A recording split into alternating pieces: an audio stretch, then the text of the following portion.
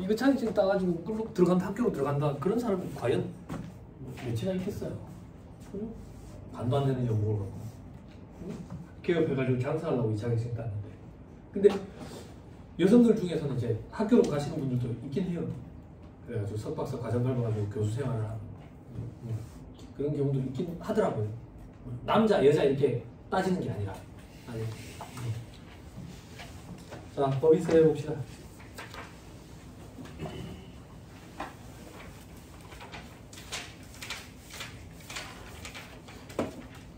자, 작년 서머리 가지고 할게요. 미안합니다. 새 책 샀는데 제가 없어요.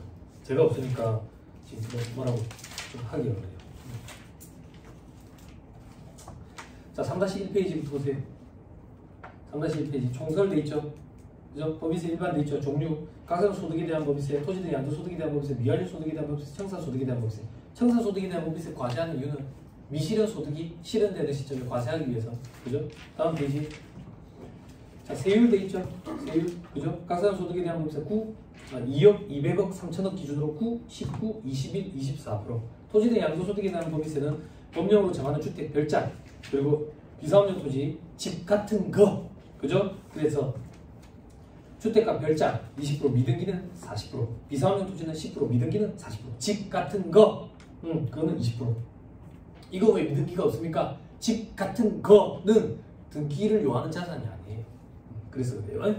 미완료 소득에 대한 법인세, 청산 소득에 대한 법인세, 자연재산 가격 확정일로부터 3개월 내에, 나머지는 각산소득료율이 속하는 달의 말일로부터 3개월 내에. 목적, 좋은 목적이 있어요. 다음 페이지, 납세의무자. 본점 주사무소 사업의 실질적 관리 장소가 국내에 있으면 내국법인, 국외에 있으면 외국법인. 이걸 구분하는 이유는 과세 범위의 차이 때문입니다. 그죠? 국내법에 따라 설립된 법인 내국법인, 국제법에 따라 설립된 법인 외국법인. 그렇게 따지는 게 아니다. 그런 건 설립 준거법 설립한다. 그거에 따지지 않는다. 본점 주사무소 사업의 실질적 관리 장소가 어디에 있는지에 따라서 나뉜다. 영리 목적 유무에 따라서 영리법인, 비영리법인. 그죠? 넘어갑니다. 그래서 법인의 종류별 납세 여부 돼 있죠. 그죠? 영리, 내국이니까 국내외, 영리니까 모든 소득이 돼서. 비영리, 내국이니까 국내외, 비영리니까 열거된 수익사업. 영리, 외국이니까 국내에서 발생된 영리 모든 소득. 비영리, 외국이니까 국내에서 발생된 비영리니까 열거된 수익사업에 대해서 각사소득에 대한 법인세 납세 의무가 있다. 토지등 양도소득에 대한 납세 의무는 제재를 가하기 위한 것, 부동산 투기를 방지하기 위한 목적이니까 전부 다 납세 의무가 있다. 그죠? 그리고 미완료 소득에 대한 법인세, 청산소득에 대한 법인세는 영리 내국법인만 과세 의무를 진다. 그 밑에 국가나 지자체 조합은 비과세 법인으로 해가지고 법인세 대한 과세 의무가 없다. 납세 의무가 없다. 외국의 정부 지자체는 비영리 외국 법인으로 보니까 외국이니까 국내에서 발생된, 비영리니까 열거된 수익 사업에 대해서 각선소득에 대한 법인세 납세 의무가 있고, 토지등 양도소득에 대한 납세 의무가 있고, 청산소득에 대한 법인세, 미완료 소득에 대한 법인세는 납세 의무가 없다. 국기법에 따라 법인으로 보는 단체, 법인으로 보내, 그지? 그럼 법인세법을 적용받지. 다만 비영리 내국 법인으로 보니까 내국이니까 국내외, 비영리니까 열거된 수익 사업에 대해서. 됐죠? 됐어요? 다음 페이지 4학년도. 자, 법령 정가상 1회 기간은 1년을 초과하지 못한다. 이게 없으면 설립신고 때 신고한 기간. 이것도 없으면 무조건 1월 1일부터 12월 31일까지. 최초 사업년도 개시일은 설립 등기 시점. 외국법인은 국내 사업장을 가지게 된 날. 특례, 손익의 최초 발생일이 되어 있죠. 이 특례는 다음 페이지 별표시 2번. 여기서 특례란 최초 사업년도 개시일 전에 생긴 손익을 조세 포탈에 우려가 없어가지고 최초 사업년도가 1년을 초과하지 않는 범위 내에서 최초 사업년도 손익이 산입한 경우를 말한다. 그죠? 산입을 해도 된다 그 얘기야. 다만 1년 초과하면 안 돼. 초과하면 안 된다고. 그러면 산입을 하면 최초 사업년도 개시일은 그 손익이 최초로 발생한 일자가 되지. 되지? 그게 사업년도 개시일이 된다. 앞으로 돌아왔어. 자, 그 다음 사업년도 변경. 직전 사업년도 종료로부터 3개월 내에, 그죠? 신고를 해야 된다. 승인 요건 이런 건 없다. 그럼 봐봐. 다음 년도부터 7월 1일부터 6월 30일로 바꾸고 싶어. 그럼 다음 년도 3월 말까지 변경 신고를 한다. 그 얘기야. 이게 직전 사업년도 종료일 이전 3개월 이러면 또 그럴듯하다. 혹은 관할 세무서장에 승인을 요한다. 그러면 또 그럴듯하다. 괜찮겠어? 공부하고 까먹고 계속 반복하는 수밖에 없어. 그럼 어느 순간 머릿속에 각인이 새겨진다고. 됐죠? 자, 그 밑에 동그라미 2번. 관련 법령 개정에 따라 사업년도가 변경된 경우에는 그냥 변경신고를 별도 안 해도 개정 내용과 같이 변경된 것으로 본다. 사업연도에 구분되어 있죠. 사업연도가 변경된 경우에는 종전 사업연도 개시일부터 변경된 사업연도 개시일 전날까지를 또 한 개의 사업연도로 한다. 중간에 낀 걸 얘기하는 거예요. 다만 그 기간이 1개월 미만인 경우에는 변경 후의 사업연도에 포함해. 변경 전이 아니라. 근데 법적으로는 변경된이라는 표현을 써. 됐죠? 변경된 사업연도에 포함한다. 이 경우에만 1년을 초과할 수 있지. 됐죠? 넘어갑니다. 3-7 사업연도 의제 해산한 경우 합병 분할에 따른 해산은 합병 등기일 분할 등기일까지. 그 외의 해산은 해산 등기일까지. 그리고 해산 등기를 한다고 해서 회사가 없어지는 게 아니거든. 자연스럽게 확정이 돼야 회사가 없어진다고. 그러면 회사의 능력이 권리 능력이 달라진다고. 그래서 해산 등기의 다음 날부터 종료일까지가 또 한 개 사업연도. 그리고 청산 중인 내부법인은 자연스럽게 확정이 되면 그때 이제 회사가 없어지는 거야. 자연스럽게 확정일까지가 한 개 사업연도. 상법에 따라 사업을 계속하는 경우에는 사업연도 의제 규정을 적용을 안 해. 본질이 그대로 간다고 본다고. 그래서 사업연도 의제 규정을 적용을 안 해. 뭐야? 요거는 다른 얘기야. 요거는 해산 등기를 했다가 다시 사업을 하기로 했대. 그리고 개시일부터 계속 등기일까지 한 개. 그리고 계속 등기일 다음 날부터 종료일까지가 한 개. 그렇죠? 방금 제가 표현한 것은 괄호 4번 상법에 따른 조직 변경을 했대. 조직 변경을 한 경우에는 사업연도 의제 규정을 적용을 안 해. 조직 변경이 무슨 말인데요? 상법을 선택한 사람 손 들어봐. 다 형소법이죠. 그러니까 이제는 별도로 설명을 해야 돼. 상법에 따라가 회사의 유형이 5가지로 나뉜다. 한명회사, 합자회사, 주식회사, 유한회사, 유한책임회사 이렇게. 한명회사 합자, 합자에서 한명 이렇게 바꾸는 거 조직 변경. 주식회사 유한, 유한회사 주식 이렇게 바꾸는 걸 조직 변경. 이거는 세법에서는 본질이 그대로 가기 때문에 사업연도 의제 규정이라는 걸 적용 안 해. 그냥 1월 1일부터 12월 31일이다 그 얘기야. 됐죠? 자, 그 밑에 기타 보지 말라는 게 기타지. 됐죠? 넘어갑니다. 자, 그 다음 3-9페이지에 납세지. 원칙적인 납세지에 됐죠? 그죠? 법인 등기부상의 본점, 주사무소 소재지. 그죠? 그리고 사업의 실질적 관리 장소.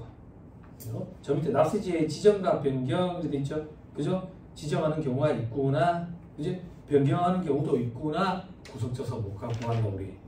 못 갖고 간다잉. 그죠? 다음 페이지 원천 직수한 법인세 납세지 이거 보지 말자 할까요?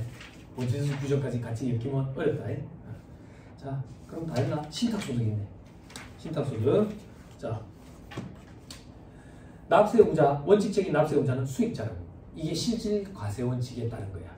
실질적으로 소득이 귀속되는 그 수익자가 납세의무자가 된다고. 근데 예외적으로 위탁자가 납세의무자가 될 때도 있어. 이 경우는 뭔데? 실질적으로 지가 좌지우지 다 하는 거지. 그런 경우지. 됐죠? 다음 페이지. 원칙, 수익자에게 과세된다. 밑에 예외, 위탁자에게 과세되는 경우가 있다. 위탁자가 신탁재산을 실질적으로 통제하는 법령으로 정하는 요건을 충족하는 신탁의 경우에는 신탁의 위탁자가 납세의무가 있다. 개정이 되어 있죠. 수익자가 특별히 정하여지지 아니하거나 존재하지 않는 신탁을 삭제하면 되어 있죠. 신경 쓰지 마. 신경 쓰지 마. 그죠? 그냥 원칙적으로 수익이 귀속되는 자가 납세의무자다. 근데 예외적으로 위탁자가 좌지우지하는 경우에는 위탁자가 납세의무자가 된다. 그 정도만. 됐어요? 근데 밑에 수탁자 과세하는 게 있네. 그죠? 신탁재산법에서 과세방식이 되어 있네. 그죠? 신탁법에 따라 목적 신탁, 수익증권, 발행 신탁 이런 거 관계 못해. 신탁의 종류야. 이런 법에 정하는 요건을 충족하는 신탁의 경우에는 신탁재산에 귀속되는 소득에 대해서 그 신탁의 수탁자가 납부 의무가 있대. 그 밑에 별표식 1에 법령으로 정하는 요건. 요거는 위에 거네. 밑에 별표식 2에 법령으로 정한 요건을 충족하는 신탁이란 별표식 1의 요건에 해당하지 않는 거. 별표식 1의 요건에 해당하면 위탁자가 납세의무자가 되는 거야. 됐죠? 그 정도만 하자. 너무 어렵다 이거. 됐죠? 자, 객관식 책 보세요. 객관식 책의 1-2페이지 봐보세요.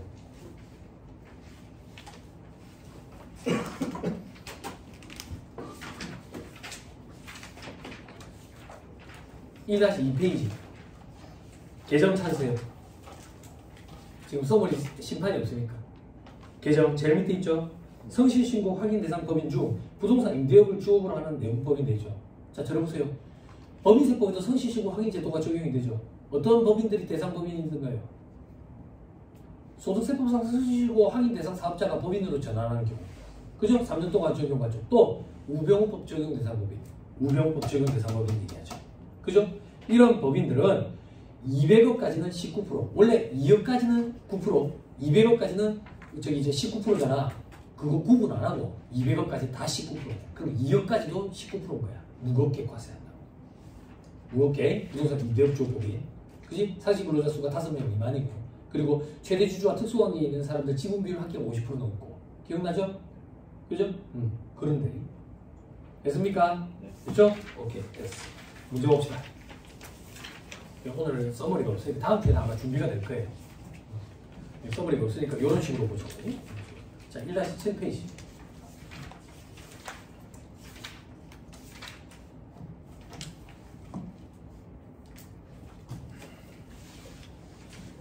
아, 여러분, 제가 그 얘기 안 했네. 쉰다고 생각하고 이거 조금만 봐주세요.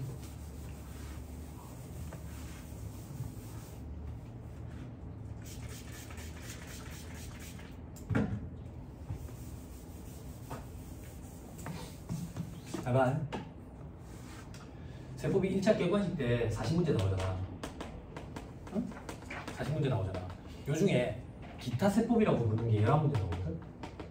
11문제. 여기 이제 국기법, 국징법, 국세징수법, 국세기본법, 국세징수법, 국세 조세 조정에 관한 법률, 그리고 조세범 처벌법. 이게 보통 3문제에서 4문제 정도 나와요. 2문제에서 3문제 정도 나와. 여기 1문제에서 2문제 나온다고요. 이것도 1문제에서 2문제 나와. 됐어요? 됐나요? 그리고 부가가치세법, 법인세, 소득세. 부가세가 한 8에서 9문제 나와. 나머지가 10에서 11문제 나온다고. 이렇게 나와요. 됐어요? 잘 봐. 기타 세법은 강의가 안 이루어진다고. 그래서 생각하면 돈이 안 되니까요. 그래서 공짜 강의를 열어줘. 공짜 강의.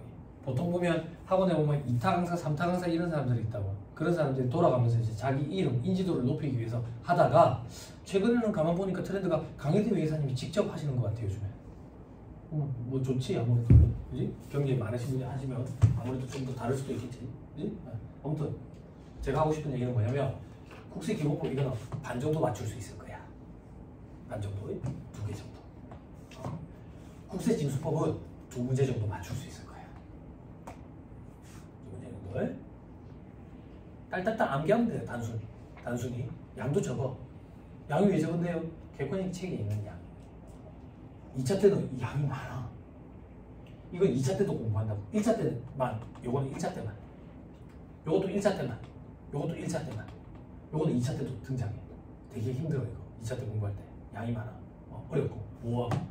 국제 조세 조정에 관한 법률은 공부를 해도 못 맞출 거야. 강의를 듣잖아. 뭔 소리지? 한 번 더 듣고 싶네. 한 번 더 듣잖아.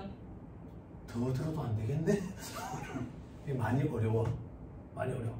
운이 좋게 하나 정도는 건져낼 수 있다고. 어떻게? 오답 보기가 반복되니까. 조세벌 처분법은 다 맞출 수 있어. 양이 작아. 몇 페이지 안 돼. 딸딸 암기하면 돼. 딸딸 암기하면 돼. 그러면 반 이상이야. 반 이상이야. 됐지? 그리고 부가세는 다 맞춰야 돼. 실수로 1개 정도 용인할 수 있어. 왜? 법인세, 소득세 추가라 해도 반 맞추기 힘들 거야. 이렇게 하면 합격이야. 됐어요? 됐어요? 이걸 갑자기 왜 보여준대? 부가세는 다 맞춰야 돼. 그리고 다 맞출 수 있어. 그래서 부가가치세법에서는 문제를 많이 풀어줬어. 많이. 소득세, 법인세는 부가가치세법만큼 많이는 못 풀어줘. 양이 너무 많아. 너무 많아. 그렇게까지는 많이 못 풀어준다고. 됐죠? 그죠? 자, 보자. 그래서 애들이 자꾸 꼼수를 부리는 거야. 요거만 공부하고 가는 거지. 요거만. 그래서 과랑 면하는 거야. 요것만 공부하고 가가지고 과랑 면하고 재무회계는 상고만 보고 들어가. 그리고 원가 관리를 보고 들어가는 거지. 재무회계 상고는 다 쉽잖아. 학원은 다 어렵고. 이런 식으로 하는 거야. 그리고 재정학이랑 상법은 거의 95점 나와. 근데 이렇게 하면 절대 2차 시험은 합격 못해. 정말이야. 이런 거는 전략이 아니라고. 경영학을 공부한 사람들이 어떻게 이런 걸 보고 전략이라는 표현을 해? 꼼수라고. 꼼수.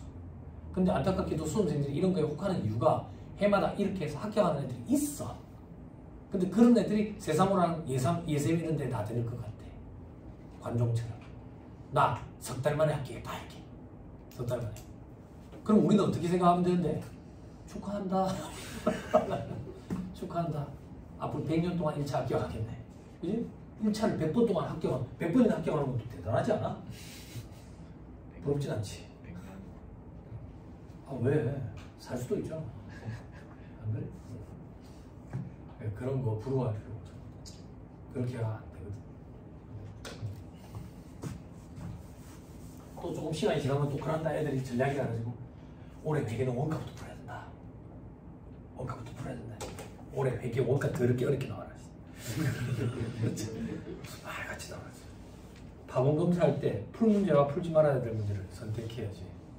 원가부터 풀고 뒤에서부터 풀고 그런 게 어딨어. 안 그래?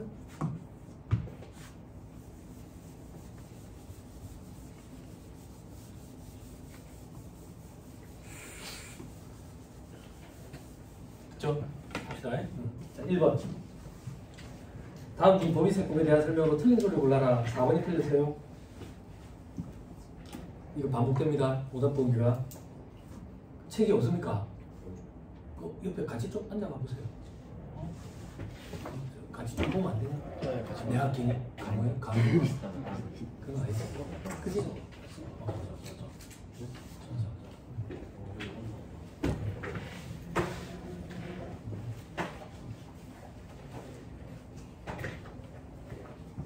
다행이야. 자, 법인세법상 외국법인이라고 외국법에 근거해 설립된 법인이 아니라 했지. 본점 주사무소 사업의 실질적 관리 장소가 국내에 없으면 외국법인이라고. 이 보기가 반복됩니다. 자, 2번으로 갑니다. 빈칸에 기입된 내용은 옳은 것은 돼 있죠. 그죠? 그냥 순서대로 합시다. 기업부터 봅시다. 우리나라 정부내 비과세법인이죠. 토지 등 양도소 등의 법인세 비과세 된다고요. 니은으로 갑시다. 비영리 외국인의 외국이니까 국내에서 발생된 비영리니까 열거된 수익 사업에 대해서 법인세, 각 사람 소득에 대한 법인세 과세부가 있지. 그리고 디귿이 어디 있노? 디귿 영리 내국법인인데 청산소득에 대한 법인세 과세되지. 그지?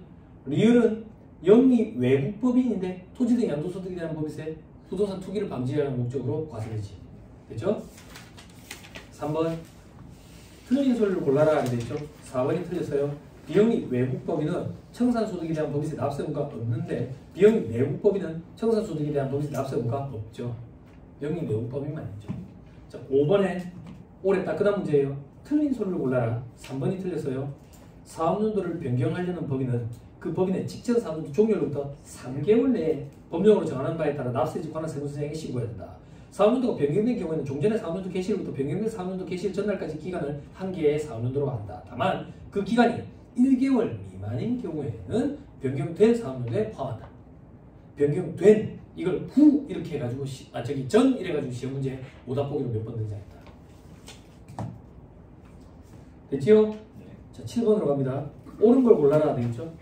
그죠? 4번이 옳아요. 국내 사업장이 없는 외국법인이라더라도 국내에 소재한 건물 양도에 따른 소득이 있는 경우에는 사업연도를 신고해야 된다. 외국법인인 경우에 양도소득이 있으면 사업연도 신고를 해야 되거든. 그런 규정이 있는데 여러분들은 1차 시험 대비할 때는 비영리법인, 외국법인에 대해서는 공부를 안 해. 그래서 이런 문제가 시험에 등장하면 이런 문구가 등장하면 나머지 보기 가지고 발라내는 수밖에 없어. 나올 거라고 이것까지 대비하면 여러분들은 1차도 안 돼. 자, 나머지 보기 볼게요. 동그라미 1번. 사업연도 변경이 아닌 경우에 법인의 사업연도 원칙적으로 1년을 넘지 못하나 정당한 사유가 있어 승인을 받으면 초과도 가능하다. 안 된다고. 1년 초과하는 경우에는 사업연도 변경으로 내가 중간에 낀 기간이 1개월 미만인 경우만 가능하다고. 됐죠? 동그라미 2번.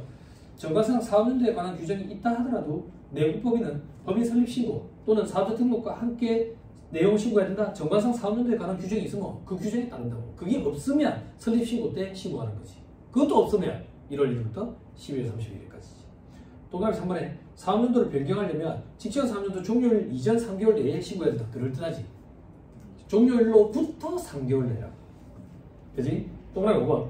법령에 따라 사업연도가 정하여지는 법인의 경우 사업연도를 정하고 있는 법령이 개정이 되어 사업연도가 변경되면 신고를 아니해도 사업연도 변경된 것으로 본다. 됐죠? 신고 안 해도 돼. 자, 9번. 따끈한 문제죠. 틀린 소리를 골라라 이렇게 있죠. 5번이 틀렸어요. 내국법인 주식회사 C 사업연도 풀이네. 2025년 6월 30일 조직 변경을 했대. 그때는 1월 1일부터 6월 30일까지 기간, 7월 1일부터 12월 30일까지 각각 안 보고 조직 변경을, 상법에 따른 조직 변경은 사업연도 의제 규정을 적용을 안 해.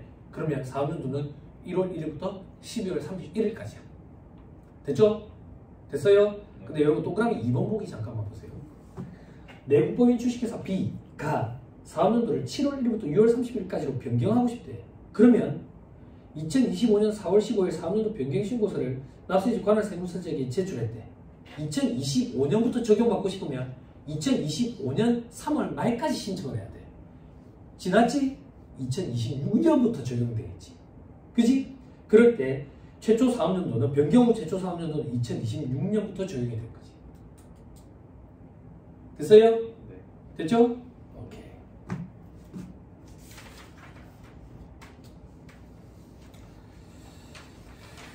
14번으로 오세요.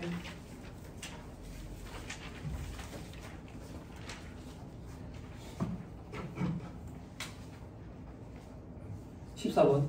자, 옳지 않은 것은 이렇게 있죠. 그죠? 4번이 옳지 않거든요. 4번이. 자, 중요한 거 아니에요. 둘 이상 국내 사업장이 있는 외국 법인이 사업연도 중에 그중 하나의 국내 사업장을 가지지 아니하게 되면 국내 사업장이 나머지 한 개 있잖아. 그지? 그래서 국내에 다른 사업장을 계속해서 가지고 있는 경우에는 사업연도 의지 규정 이런 거 적용 안 하거든. 됐어요? 뭐가 됐는데? 이런 거 공부한 적 있어요? 없지요? 이런 것들이 시험에 등장해요. 스트레스 받지 말고 나머지 걸 가지고 찾는 수밖에 없어요. 됐죠? 그죠? 스트레스 받지 마세요. 그죠? 버린다라고 표현하면 좀 그렇고 나머지 보기 가지고 답을 찾아내는 거예요. 찾아내는 거예요. 자, 됐습니다. 2절 또 써머리 봅시다.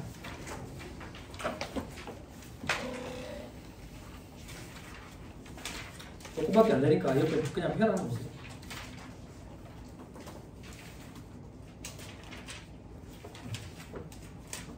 왜 쉬어야 돼? 그래, 안 하잖아. 자, 3-13페이지 계산 구조로 돼 있죠?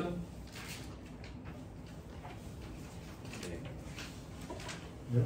자, 계산 구조에 각사는 소득금액 계산돼 있죠? 그죠? 눈으로 쓱 보시고, 그죠? 뭐 정도 볼까? 이거 그래서 그럼 15년 이거 볼까?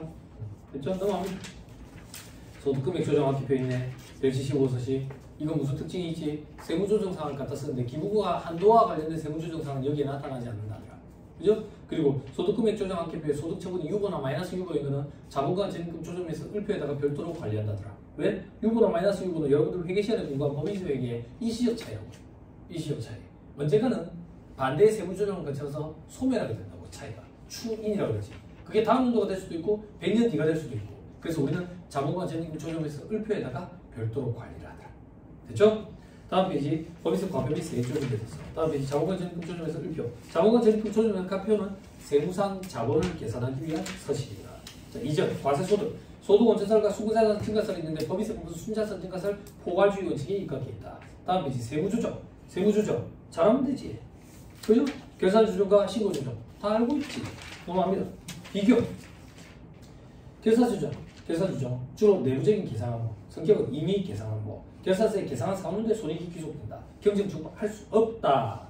신고조정. 신고조정은 경쟁 청구할 수 있다. 됐죠? 넘어갑니다. 결산조정 사항이 어떤 것들이 있는데 여러분들이 좋아하는 건 다 결산조정 사항. 눈으로 보자. 결손충가금, 퇴직금이 충가금, 퇴직령 충가금, 강제신고조정 사항, 그리고 이시사항 충가금, 압축기장 충가금, 이건 이미 신고조정 사항. 조특법상 준비금, 법인세법상 준비금 이런 게 있다 하더라. 그죠? 저 밑에 감가상각비. 결산조정 사항인데 업무용 소비자 감가상각비 5년 정액법 강제상각 세액감면을 받는 경우에 감가상각 의제 규정 가자. 그죠? 송국산이 마이너스 유보로 세무조정을 해야 돼. 그죠? 그리고 동그라미 3번은 1차 시험 범위가 알겠죠? 2차 시험에 잘 등장한다. 밑에 이미 신고조정 사항 동그라미 1번 감가상각 자산 중 법의 유형자산과 법의 정한 무형자산에 대한 감가상각. 법의 정한 무형자산 이게 뭐였어? 여러분들 회계 시간에 사업결합으로 취득하는 영업권 얘기하는 거였지. 그지? 그죠? 자, 그런 거. 그리고 동그라미 2, 3번은 시험에서는 참 중요하지만 우리 시험에서는 잘 등장 안 한다. 다음에 자산의 평가 손실 이런 거 있었다. 그지? 재고자산, 유형자산, 그리고 유가증권 이런 거. 시설의 개체나 기술을 낙후로 이런 거. 그리고 사업의 폐지, 사업장 이전으로 인해가지고 원상회복하는 거. 그리고 대손금. 저 밑에 4번에 신고조정 사항 있죠? 결산조정 사항 외의 것. 근데 이게 이미 신고조정 사항이 있고, 그리고 강제 신고조정 사항이 있다. 다음 페이지. 일반 법인에게 적용되는 일시강간 충당금, 압축기장 충당금, 특정 법인에게 어쩌고저쩌고 돼. 보험회사, 우리 회사는 보험회사다 이렇게 안 나온다. 회계감사 대상 비영리 법인에게만 적용되는 거. 고용목적 사업준비금 뭐 이런 게 있네. 오른쪽에 이처분 적립 여부에 동그라미 돼 있네. 이거 어떻게 우리 암기하기로 했지? 구비고조. 그지? 그리고 한국채택 국제기준 적용 법인에게만 적용되는 건 국제 구비 유무 이렇게 암기하려 했지. 그죠? 그죠? 다음 소득처분. 소득처분의 유형. 사회유출 있지? 그지? 주주, 배당, 임직원, 상여, 타법인, 개인사업자, 국가나 지자체, 사후관리 안 한다. 기타 사회유출. 그 외의자는 기타 소득. 됐죠? 근데 겹치는 경우가 있다. 어떤 경우? 별표식 2번에 보니까 주주이면서 임원이고 주주이면서 직원이래. 그러면 주주 외에 앞선다고. 그래서 상여가 앞서지. 주주이면서 내국법인 개인사업자에 다른 게 앞선다고. 기타 사회유출이지. 됐죠? 자, 그 정도 보시면 돼요. 밑에 별표식 4번은 국조법 딸리는 건데 좀 어려우니까 안 봐도 무방할 것 같아요. 다음 페이지. 반가르고 기속자가 불구하면 대표자 상위 처분하죠. 다만 국기법상 수정신고 기한 내에 부당하게 사유출된 금액을 회수하고 세무조정으로 입금 사립해서 신고할 때는 유보로 해준다 그 얘기야. 됐죠? 혜택을 주는 거예요. 다만 세무조사가 있을 것을 알고 미리 알고 이렇게 하면 나쁜 놈이니까 안 된다. 대표자 상위 처분한다. 다음에 추계의 경우 장부불비의 책임을 대표자에게 묻기 위해서 이 차액을 대표자 상위로 처분한다. 다만 동그라미 1번 천재지변에 의한 경우 동그라미 2번 외국법인에 대한 과표를 추계할 때 이럴 때는 기타 사유줄로 해준다. 밑에 반그라 4번 무조건 기타 사유줄로 하는 경우 동그라미 1번 기부금 한도 초과해. 동그라미 2번 적대비 한도 초과해. 그리고 한 차례 3만원 경조사비 20만원 초과 적대비 한도 적대비로서 적격 증명서류 미수취해. 증빙을 미수취했다. 그러면 송금불사립 상여. 적격 증빙을 미수취했다. 송금불사립 기타 사유줄. 그렇죠? 그리고 동그라미 3번 업무와 자산 등 지급자 송금불사립. 그리고 동그라미 4번 간주임대로 입금 사립한 거. 그리고 밑에 동그라미 5번 채권자 분명 사실이자 비지별 채권주권이자 그죠? 송금을 사립하고 대표자 상위 처분하는데 그 중에 원천 징수된 게 있으면 기타 사유출. 그죠? 자 밑에 실무적인 관행의 인정. 동그라미 기억에 사유출됐는데 귀속이 불분명해서 대표자 상위로 소득 처분했대. 그거에 대한 소득세 나오는 걸 회사가 대납 처리했대. 그리고 비용 처리했대. 그럼 다시 또 송금을 사립 상위하면 돌고 도는 순환원리가 생기니까 그만 송금을 사립 기타 사유출하고 치우겠다. 됐죠? 그리고 추계결정에 의한 입금 사립에 이것도 대표자 상여로 처분하는 경우에 소득세 대납하면 송금을 사립하고 기타 사유출로 끝내버리겠다. 됐죠? 저 밑에 이중과세 방식 이런 거 볼 필요 없다. 넘어갑니다. 다음 페이지 기타에 업무용 수임차 감가상각비 상당이겠죠? 그죠? 요거 한도 초과되면 송금을 사립 유보. 근데 리스나 렌트네. 그럼 송금을 사립 기타 사유출이지. 그죠?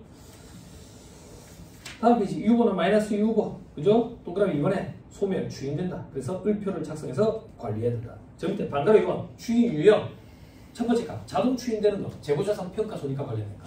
그죠? 이게 여러분들 회계 시간에 회계 변경과 오류수정 파트 있죠. 그때 회계 변경 정책의 변경이 있고 추정의 변경이 있죠. 그때 정책의 변경에 해당하지. 그지? 혹시나 오류수정으로 문제를 풀면 과대계산 오류, 과소계산 오류. 그죠? 다음 연도에 자동으로 조정이 되죠. 그래서 세법상으로 또 다음 연도에 자동으로 추인이 된다. 이게 좀 또 기억나죠? 이제 좀 엮여요. 자 밑에 수정 위계처리를 했대. 그럼 바로 잡은 거잖아. 그지? 추인시켜야지. 위에 그것도 있네. 두 번째 점에 대소충당은 한도 초과에 송금불사립 기타 송금불사립 유보죠. 다음 연도 되면 송금불사립 마이너스로 자동 추인되죠. 이유는 뭐예요? 총회법 논리 때문이죠. 그죠? 자 그리고 부도 발생으로 대손 처리한 수표 중소기업 외상매출금인데 부도 발생으로부터 6개월 이상 경과해야 되는데 6개월 이상 경과를 안 한 거지. 근데 대손 처리를 했대. 그러면 부인되지. 송금불사립 유보로. 다음 연도가 되면 6개월 이상 지났지. 그러면 송금불사립 마이너스 유보로 추인시키는 거지. 그죠? 자 맨 밑에 일정 요건 충족 시 추인되는 경우 자산 처분했을 때 유보자에게 처분 비율 곱한 것만큼 추인되지. 그리고 시인 부족이익이 발생했을 때 그리고 법에 의한 평가 즉시 추인되지. 어떤 금액이? 둘 중에 작은 금액. 됐죠? 다 했네. 3-31페이지 기타로 처분하는 거.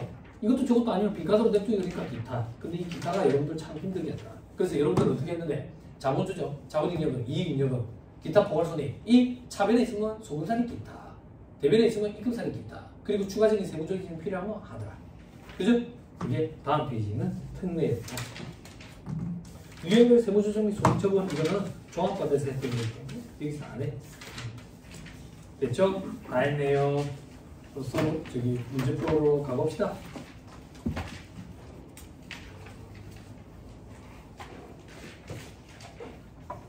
자, 너 허리가 목 아프구나? 응? 팔이 같이 움직여야 된다. 오케이.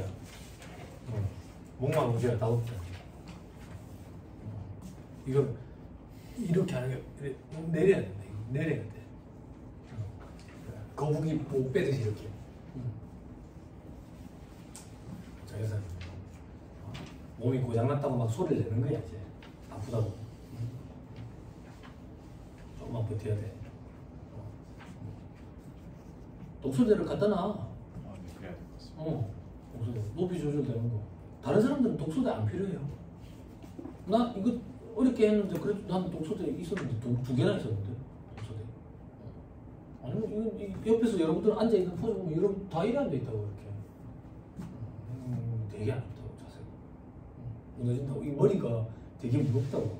이 무거운 머리를 목이 지탱하려니까 버티시나? 안 버티시지. 자, 1-21페이지. 자, 1번. 결산조정사항과 신고조정사항에 대한 설명으로 옳은 걸 물어봤는데 4번이 옳아요. 결산조정사항에 대해서 세법상 한도액이 정해져 있는 경우 결산상 비용 계상액과 세법상 한도액 중 적은 금액을 소금으로 본다. 그게 결산조정사항이지. 그치? 됐죠? 차이를 무조건 세무조정한다. 그럼 신고조정사항이지. 자, 동그라미 1번. 신고조정사항은 결산상 비용으로 계상할 수 없고 세무조정 계산서에만 소금산이 세무조정을 해야 되나 하는 말 같지도 않은 소리야. 결산서에 닮은 세무조정사항이 없지. 안 닮으면 세무조정을 넣어야지. 그치? 동그라미 2번. 퇴충은 결산상 손비로 계상한 경우에만 소금 산입되는 결산조정사항인데 퇴직연금 충당금은 결산상 손비로 계상하지 않아도 한도액을 송금에 산입하는 임의 신고조정사항이다. 강제신고조정사항이야. 무조건 해야 돼. 됐죠? 자, 그 다음 동그라미 3번. 대손충당금은 결산조정사항이니까 한도 미달액은 물론이고 한도 초과액에 대해서 세무조정을 할 수 없다? 한도 초과액만 세무조정하지. 됐죠? 5번에 결산조정사항은 송금 산입 시기를 조절할 수 있지. 신고조정사항이 송금 산입 시기를 조절을 못하지. 5번. 따끈한 문제인데 어렵더라. 어려워요. 틀린 소리를 골라야 되거든. 틀린 소리 5번이 틀렸거든. 근데 이게 어렵다고. 어려워. 나머지 보기부터 볼게. 동그라미 1번. 특례 기부금 및 일반 기부금의 소금 산입 한도를 초과해서 입금에 산입한 금액은 기타 사유줄로 소득처분한다. 소금을 산입 기타 사유줄로. 맞네. 하나 발라냈다. 동그라미 2번.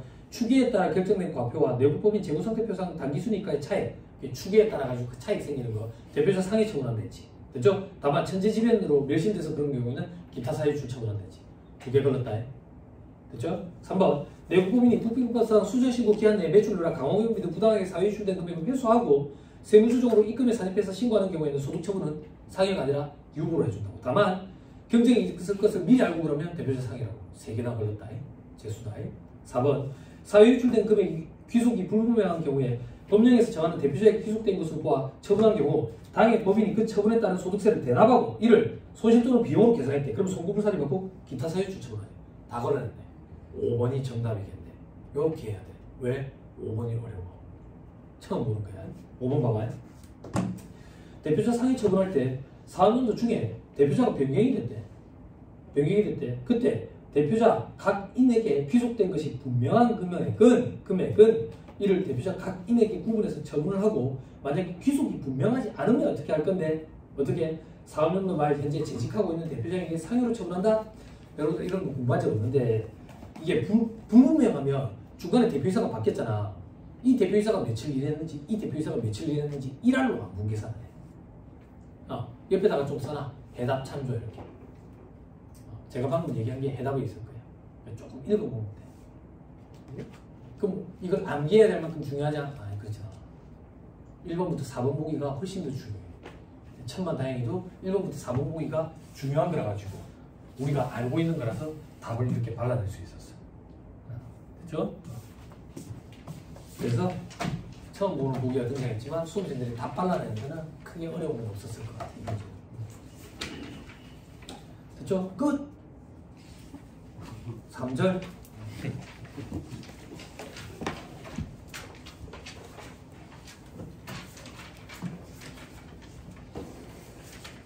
어떻게 끝내야 될까? 3절에 지금 객관식 보면 입금과 입금 불산이 돼 있잖아요. 근데 여기에 의제배당이 같이 있어요. 수입배당은 입금 불산의 문제랑 의제배당이랑 같이 엮기 위해서 의제배당이 같이 있어요. 그래서 어떻게 할 거냐면 입금과 입금 불산입의 제일 포인트는 수입배당과 입금 불산이거든. 거기까지 하고 문제를 풀고 그리고 7절에 의제배당을 가가지고 읽고 의제배당 문제를 다시 또 풀고 그런 식으로 할까 싶어요. 왜요? 작년에도 그랬어요. 네, 제 마음이다. 그렇게 끊을 거예요. 의제배당까지 한 번에 다 읽고 돌아오면 여러분들 기억이 힘들어요. 자, 3-41페이지 피고 객관식 책은 1-24페이지 펴놔 놓으세요.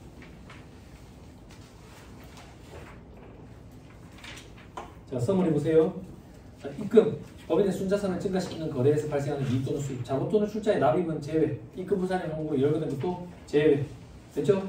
어떤 것들이 있는데 다음 페이지 보니까 쭉 이런 것들이 있네. 주요 입금 항목이 사업 수익금의 매출액, 애누리와 하니까 할인은 차감하네. 즉 순매출액이네. 그지? 100이랑 똑같네. 근데 밑에 별표시에 매출 할인의 차감 시기는 상대방과의 약정에 의한 지급기일이 속하는 사업인데 차감한다. 그래서 과세기한이 달라질 수가 있어. 됐죠? 자, 서머리 잠깐 보세요. 아, 서머리네. 저거. 객관식책 1-24페이지 보면 저 밑에 개정 안 돼 있죠? 그죠? 사업 수익 금액에 임직원 할인 금액도 포함하는 돼 있죠? 그죠? 그게 뭔데? 다음 페이지 별표시 보세요. 임직원 할인 금액은 내국법인이 생산 공급하는 재화 또는 용역을 시가보다 낮은 가액으로 해당 내국법인의 임원 또는 직원에게 판매 또는 제공할 때 그 판매 가액 또는 용역 대가와 시가와의 차이.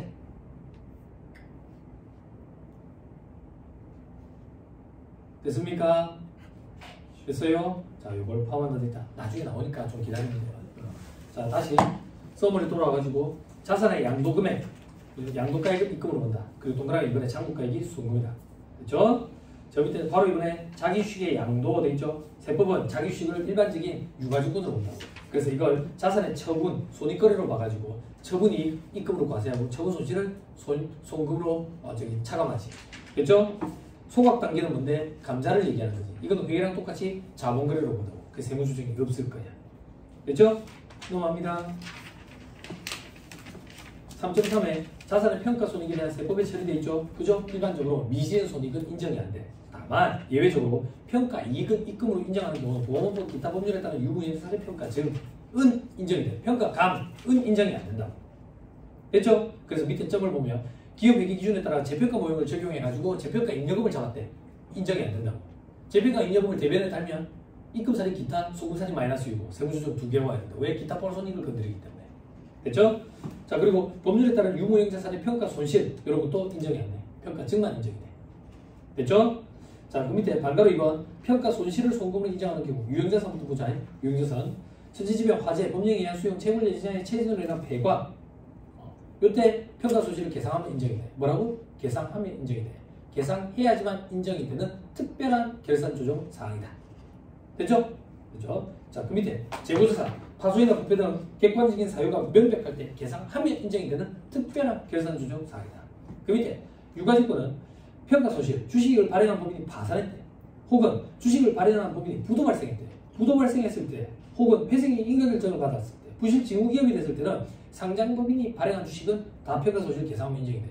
다만 비상장이면 나랑 특수관계가 없어야 돼. 그때 특수관계 여부는 어떻게 따지느냐? 어떻게 따지냐? 다음 페이지 보면 어디 있어? 5% 이하 and 10억 원 이하. 그죠? 일반적으로 소액 주주의 범위는 1% 미만 보유주주라고. 근데 여기만 조금 다르다. 5% 이하 and 10억 원 이하. 됐죠? 그래서 특수관계가 없어. 그럼 평가손실 계상하면 인정이 된다고.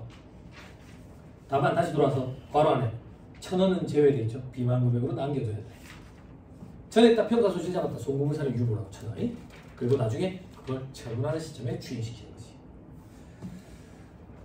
자, 3-47페이지. 자산 수준이 채용되지 입금이죠. 다만 2월 결손금 보전에 충당하면 입금 물산입하고 기타. 됐죠? 밑에 주에 보니까 보전 대상 2월 결손금의 범위 발생연도에 제한이 없다고. 이때는 됐죠? 그리고 동그라미 이건 신고하지 않았더라도 1월 결손금을 인정해 주겠대. 어떤 경우? 첫 번째 점에 법원이 확인해 줬대. 나는 신고를 안 했지만 법원이 확인해 줬으니까 인정이 되는 2월 결손금이다. 그리고 두 번째 점에 금융채권자 협의회가 의결했대. 아무튼 이렇게 공신력 있는 기관에서 2월 결손금이 있다라고 확인을 해줬네. 그럼 세법에서도 인정이 되니까 결손금 공제가 된다. 그 얘기야. 내가 신고할 때는 무슨 사유가 있었는지 몰라도 누락했나 봐. 그렇죠? 자, 저 밑에 2월 결손금의 범위 자산 수준이 채무 면적으로 2월 결손금 보전을 한데 그때는 발생률도 제한 없고 해도 되고 안 해도 되고 선택사항이야. 그런데 과표 계산 시 공제하는 2월 결손금은 강제 공제 15년 동안. 됐죠?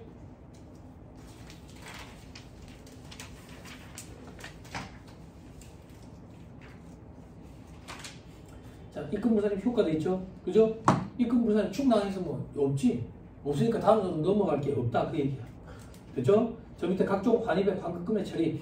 그죠? 지출할 때 송금으로 인정됐으면 환급받을 때는 입금이지. 지출할 때 송금불산입이었으면 환급받을 때 입금불산입이지. 그게 어떤 것들인데 송금 인정되는 조세가 재산세, 종합부동산세 이런 거에 송금불산입 때는 조세는 제일 대표적인 게 법인세. 왜? 법인의 잉여금을 국가에 일부 분배하는 걸로 보는 거지. 그래서 잉여금의 처분으로 본다지. 그래서 이걸 송금으로 인정해버리면 돌고 도는 순환 논리가 생기니까. 됐나요? 밑에 별표시 1에 세금 환급 때 환급금 이자를 같이 받거든. 국세는 국세 환급 가산금, 지방세는 지방세 환급 가산금. 이것만 맨날 떼겠어. 그냥 조세정책적인 차원에서 입금 불산입 기타 해버린다고. 됐죠? 다음 페이지 3.6에 자산을 시가보다 저가로 매입한 경우에 세법의 처리. 장사하는 놈이 싸게 사면 잘했다고 그대로 인정된다고. 다만 특수관계인 사이에 유가증권을 특수관계에 있는 개인으로부터 유가증권을 시가보다 적게 매입하면 저가로 매입하면 그 양도한 사람한테 부당이익 계산법을 적용할 수가 없다고. 왜? 소득세법상 열거주의 과세원칙에 따라 열거된 소득이 아니거든. 그래서 그걸 사온 내한테 불이익을 주는 거지. 어떻게? 시가와 매입가액의 차이를 입금 산입으로 하는 거지. 그리고 유보 처분한다고. 그러면 취득가액은 시가로 바뀌는 거지. 그죠? 시험 문제에 그 다음 연도를 물어본다고. 왜? 다음 연도에 그걸 처분하거든. 그럼 유보 잔액이 추인되는 거야. 됐죠? 됐죠? 저 밑에 별표시 2번에 동그라미 2번 비교. 감자 목적으로 특수관계 있는 개인으로부터 자기 주식을 저가로 매입하는 경우에는 뭐 이런 것까지는 입금 산입하지 않습니다. 회사가 어려워가지고 감자하려고 회사에 특수관계 있는 등기사들 그 주식을 자기 주식을 저가로 매입하는 거야. 그런 경우에는 괜찮다 그 얘기. 근데 너무 무섭지다. 다음 페이지 동업기업 과세 특례 적용받는 경우에 배분받은 소득금액 결손금. 배분받은 소득금액 입금이야. 배분받은 결손금 송금이야. 왜? 동업기업 단계에서 과세하지 않아. 그러면 분배받은 단계에서 과세를 하니까 이중과세 문제는 없지. 수입배당금 입금 우산입 할 일이 없네. 됐죠? 자, 그 밑에 법인이 동업기업으로부터 각 과세연도 종료일에 입금으로 송금으로 간주한다. 종료 시점에. 됐죠? 자, 다음 페이지 간주임대료. 간주임대료. 취지가 뭔데? 취지가 법인의 부동산 투기를 방지하기 위한 취지였다. 그러면 모든 법인이 다 간주임대료 계산 대상이냐? 아니. 차입금이 자기 자본의 2배를 초과하는 차입금 과다법인으로서 부동산 임대업을 주업을 하는 법인. 이때 주업 여부는 일반적으로 주업이라고 얘기하면 수익금액이 가장 큰 걸 주업이라 하는데 여기서는 부동산에 사용하는 자산의 규모가 반이 넘으면 주업이다. 이렇게 판단한다고. 됐죠? 됐어요? 됐죠? 그게 아니라 추계인 경우에는 모든 법인이 과세세에서 계산 제외 보증금, 부동산과 부동산에 관한 권리 외의 자산, 즉 기계를 빌려주고 받은 보증금 이런 거는 계산 배제. 그리고 주택과 부수토지 빌려주고 받은 보증금도 계산 배제. 다만 추계의 경우에는 계산 대상이에요. 주택과 부수토지 임대하고 받은 보증금도. 됐죠? 그리고 계산 방법에는 보증금 적수에서 건설비 적수 차감하고 정기예금 이자를 곱하고 360으로 나누지. 그리고 금융수익 차감한다고. 이때 금융수익은 수입이자, 한주 수입, 배당금, 신주지권 처분 이익, 유가증권 처분 손익 이렇게 되지. 안 써도 되겠죠? 말로 쳐줘도 되죠? 그죠? 근데 추계의 경우에는 건설비 적수 이렇게 차감 안 해주고 그 금융수익 차감 안 해준다고. 됐죠? 그리고 세무조정은 계산은 어떻게 하는데 2개 이상의 부동산을 임대하는 경우에는 임대 부동산을 해서 간주인들을 계산한대. 법인 단위로. 물건별로 하는 게 아니라. 되죠? 되죠? 자, 세무조정. 입금 사립하고 기타 사유 추천하는 거예요. 됐나요? 추계의 경우에는 차액을 상여로 처분하는 거지. 됐죠? 다음 페이지. 간주인들 계산 방법 됐죠? 자, 보증금 적수 계산할 때 주택 보증금 제외고요. 그리고 적수 계산할 때 수령 여부와 무관한 임대 개시일부터요. 수령은 뒤에 했다 막 이렇게 많이 한다고. 무조건 임대 개시일부터 기산인데. 됐죠? 근데 기산할 때 적수 계산은 초일도 집어넣어야 되고 말일도 집어넣어야 돼요.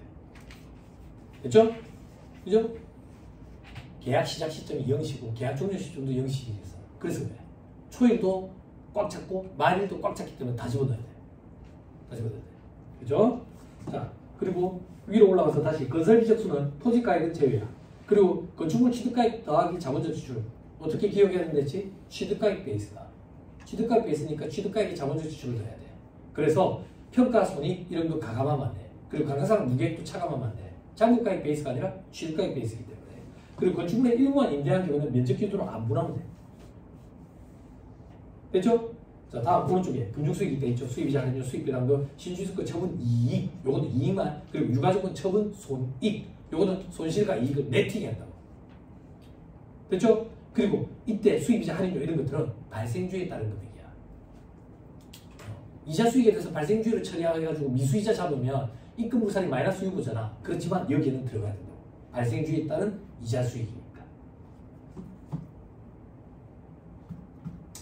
됐지요?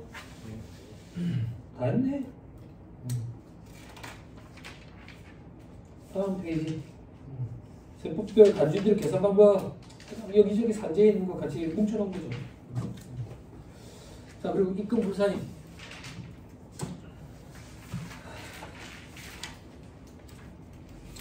분위기가 싸하네. 읽기만 하고 집에 왔는데. 다음 시간에 오면 바로 문제 풀면 기억이 또 안 나겠네. 응? 그렇지만 읽어드릴 거예요. 다음 시간에 오기 전에 서버를 좀 많이 읽어오세요. 그리고 책이 없어졌죠. 이도 책이 없었잖아. 나는 이 책 다 붙어서 문제 다 풀어봤는데 별거 없어. 저 꼴이 났는데 뭐가 바뀌는 게 있겠어. 이게 뭐 여러분들한테 뭐 좋다 나쁘다 뭐라 얘기하기도 참 그런데, 그죠? 이렇게 개정이 우리 시험에 미치는 영향이 적은 애가 드물어요. 드물어요 정말. 자, 봅시다. 입금 불산의 경고, 그죠? 뭐 이런 것들이 있더라, 그죠? 입금 불산의 경고 이런 것들, 이런 거에 대해서 공부하는 거지. 자, 주요 입금 불산의 경고, 자본금, 주발초, 그죠? 공동 씨앗을 구성하니까 반대로 주할차, 소금 불산의 경고이죠. 감자차익, 자기주식 소각 이익화, 그죠? 반대로 감자차손, 자기주식 소각 손실화, 주식의 포괄적 교환 차익, 이전 차익, 상품을 공부 안 하니까 그냥 이런 것들은 주발초다라고 생각하면 돼. 주발초. 그리고 자체익, 요거는 입금이다. 됐죠? 네. 자, 다음 페이지. 주발초, 그죠? 채무의 출자 전환의 경우 주의해야 된다. 뭘 주의해야 되는데 중간에 시가가 하나 끼지. 그래서 시가까지는 주발초로 보고 시가 초과액은 채무 면제이익으로 보지. 그래서 그거는 입금이라고. 입금. 그런데 요건 충족법인의 그 입금인데 2월 교수금 보존에 충당하는데 그럼 입금 부산이 기타지. 그지? 그리고 남은 거 입금으로 과세되지. 근데 이 회사가 요건 충족법인이라네. 요건 충족법인이 뭔데? 밑에 별표시 1번에 있는 거. 회생의 인가 결정을 받았든지 기업 개선 계획 이행을 위해서 약정을 체결했다든지 경영 정상화 계획의 이행을 위해서 협약을 체결했다든지 사업재편 계획 승인을 받았다든지. 그냥 읽어보니까 곧 망할 것 같네. 그지? 근데 이런데 채무 면제이익이 있네. 과세하기보다는 이런 것들은 뒤로 좀 밀어줘야지. 그지? 과세를 안 하는 게 아니라 뒤로 밀어서 과세한다고. 그래서 입금 불산이 기타 혹은 마이너스 유보하고 추후에 결손금이 발생했을 때 그때 입금 산입 유보 혹은 기타로 추인해가는 거지. 됐죠? 그때 과세해가는 거지. 됐습니다. 다음 2.4에 각 사람의 소득으로서 이미 과세된 소득 2월 입금이다 그러지. 이미 과세된 거 지금 회사가 수익으로 처리했대. 입금 불산입이지. 이미 과세됐으니까. 그거지.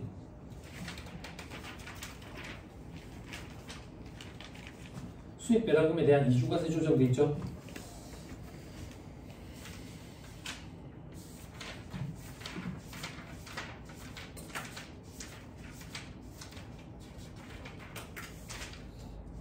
지금 읽으면 안 돼요. 지금 읽으면 안 돼요. 아 왜요? 네, 여러분들 못 믿겠어요. 그죠? 자, 여기 딱 적어놓고 그럼 다음 시간에 오면 여기서부터 읽는 거야. 네. 읽는 거야.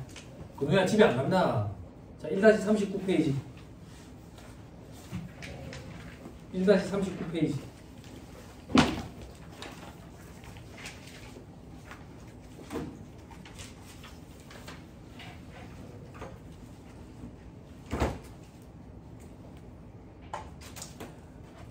저기 시험을 보니까 다음 주도 그렇더라. 다음 주도 종일이더라. 재정학이 없어졌다고요? 아 원래 하루였는데 이틀 늘어나. 저번 주랑 바뀐 게 다음 주. 원래 다음 주 원래 원래 다음 주가. 오늘 아침에 이제 그 바뀌었다고. 오늘 게 언제랑 바뀌는지는 얘기 안 해. 못 들었는데 저는. 그러니까 다음 주 원래 올데이가 느낌. 네. 다음 주도 오늘 아침에 강 아니에요? 저희는 그거에 대해서는 그냥 나도 오늘 변경됐다 가지고. 그래서 나는 내 시간이 늘었구나. 감사합니다. 다음 주랑 바뀌네? 아니 저희는 원래는 다음 주였어요. 원래는 제가 알고 있기로는 다음 주에 재정학에서 일정이 안 돼서 제가 풀로 들어가는 거예요. 근데 오늘은 급하다고 바꿔달라 해가지고 들어왔어요. 그럼 다음 주도 원래 또 일정이 있으니까 안 될 거 아니에요? 그렇게 들어요. 주홍이가 일정이 안 돼가지고 그래 바꿔주는 거예요. 정태학 회사가 일정이 안 돼가지고 바꿔주는 거예요. 이 학원에서 제일 오래 있는 사람이 누구예요? 집합을 좀 시켜야 안 되겠어요? 요즘 애들은 개념이 없어. 전화 와가지고 양해를 구하지도 않아요. 그죠? 원장님이 양해를 구하죠. 이런 일이 생기면 되겠어 안 되겠어? 왜 안 돼? 되지. 근데 먹고 살기 바쁘겠지. 그지? 나는 여유가 좀 있거든. 먹고 살기 바쁘겠지. 괜찮겠어.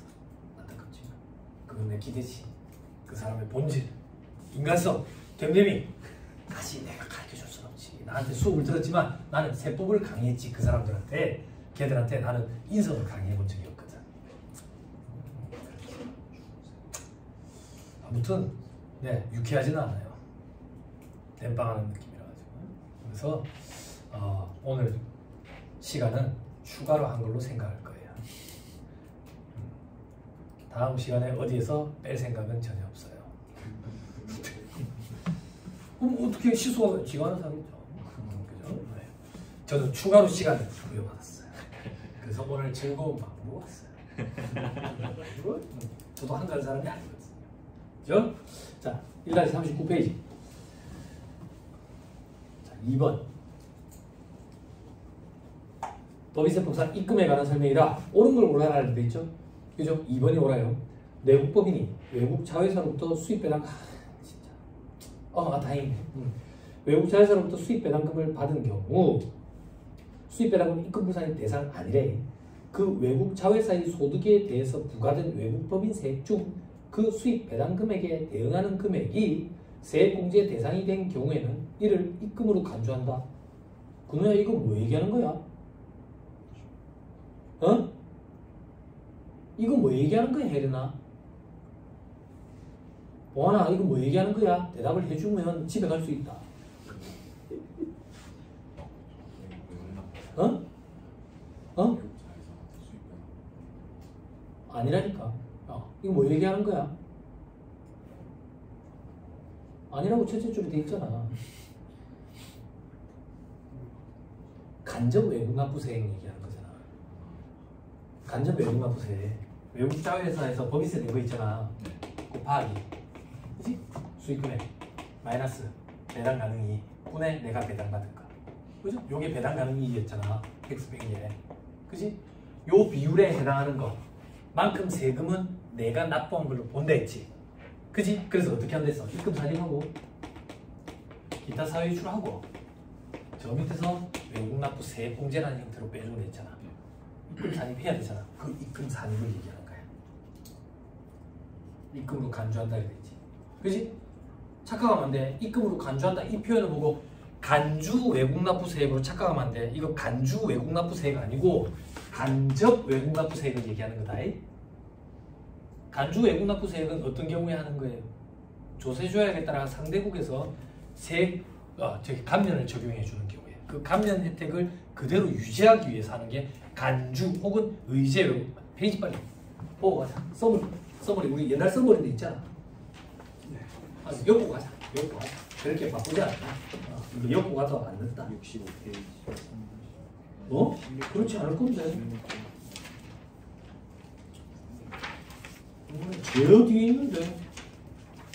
네. 286. 280.